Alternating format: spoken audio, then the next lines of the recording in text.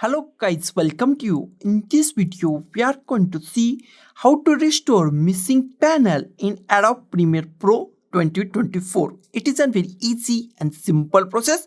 So let's go to our video. First, I remove some panels from my Adobe Premiere Pro. I close panel. I close this panel also. I close some panel.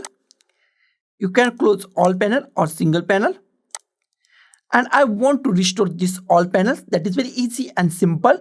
Go to here we find workspace, click at here we find at the top workspace, click at here. You can go to the any workspace or go to the current workspace that you're using and go to the here we find reset to save layout. Here we find reset to saved layout, click at here and we find our all layout or all panels are appear on our screen. So guys, this is the simplest way to restore missing panel in Adobe Premiere Pro 2024. So guys, thank you for watching this video. Don't forget to like, share, comment on this video and don't forget to subscribe the channel. Thank you guys.